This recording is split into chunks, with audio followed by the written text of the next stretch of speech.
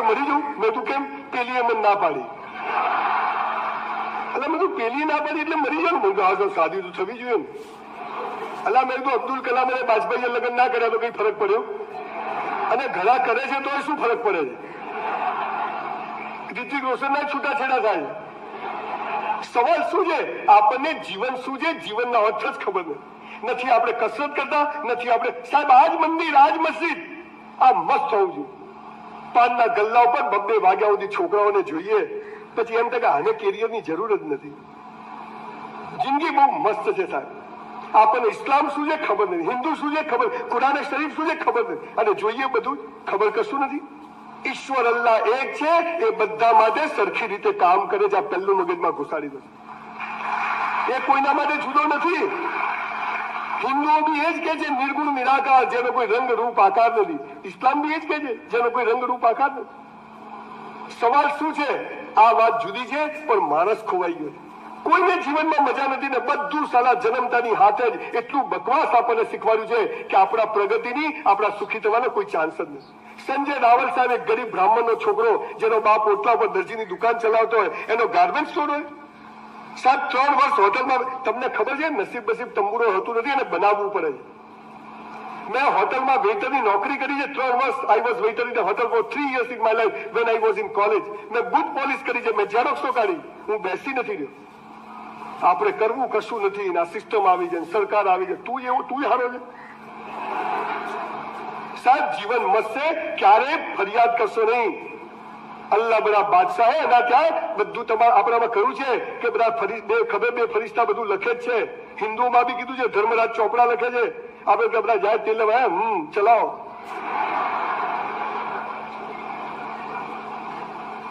મુસલમાન કોને કહેવાય, હિન્દુ કોને કહેવાય, આખો વિષય જુદો છે.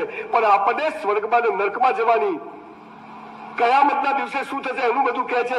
પણ આ જીવન કેવી રીતે મસ્ત જીવવું એ સાલું કોઈ કહેતું નથી. આ જીવન કેવી રીતે મસ્ત જીવવું કોઈ કહેતું નથી. એ જરૂરી છે, ધર્મ બી જરૂરી, કયામત બધું જરૂરી છે. પણ જીવન શું છે? મારી આજ ને કહ્યું છે કુરાન શરીફમાં, 1 મિનિટ પછીની ફિકર કરીશ નહીં. મેરા છોકરા ક્યાં કરેગા, इसकी शादी होगी कि नहीं होगी, तेरी नहीं होगी, कभी नहीं होगी, તું યાદ રખના. કહ્યું છે અલ્લાહ કે 1 મિનિટ પછીની ફિકર કરીશ નહીં. મૂળ વાત શું છે કે જીવનની સાચી વાતો જ ખબર છે. એક વાર સાહેબ સાચા સ્પેલિંગ ખબર પડી જાય ને તો જીવન તો તમારો ઊંઘમાં ફોટો હસતો આવે, પણ ખબર નથી. અને તમે જુઓ સમાજ બી એવો વિચિત્ર છે. તમે મજામાં રહો, કોઈને ગમતું નથી. તમે જુઓ એક બાળક જન્મે એટલે શું કરે, રડે. इसको छाना रखो ना, गली गली गली गली. ये लालियो हसो, हमारे इसमें हंसता है, देखो फोटो देखो. हाँ, गालમાં ખાડા પડે. આજ ઇસ્માઇલ મોટો થઈને હશે ને, ભાઈ થોડા ગંભીર હો જા. સાલા કોંગ્રેસમાંથી ભાજપમાં પહેલે હસાવે આપણે, પછી તો કોંગ્રેસમાંથી ભાજપ. તમે જુઓ તમારું બાળક તમારું બાળક સ્કૂલ, જે મા બાપ બેઠા છે, આ મા બાપો જ છોકરાનો સત્યાનાશ કરે. બેટા એ 90% આવે છે, તારા કેટલા આવ્યા ભાઈ? તું કેરી તો તપાસ કર. તમારું બાળક, તમે જુઓ તમારા બાળકો મજા આવે ને, તમને ગમતું જ નથી. તમારું બાળક સ્કૂલથી ઘરે આવી શું કરે?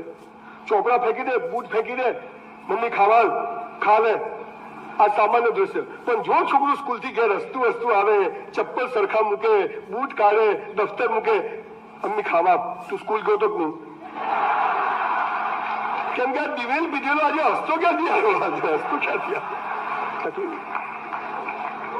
यहाँ जितने भी शादीशुदा लोग बैठे हैं, जिनकी शादी हो गई है, जो मर्द है वो मर्द नक्की करेंगे कहीं थी दुकान थी ક્યાંયથી બી ઘેર હાજર શું દિવેલ પીધેલા જવું. આ તો ઘરાગી નહીં હોય, ધંધા નહીં હોય, આજે તો ઘરે ખુશખુશાલ જ જવું છે. પેલો હસબન્ડ બિચારો ખુશ થતો ઘરમાં જાય તો બીવી શું કહે, કાં ગયે છે?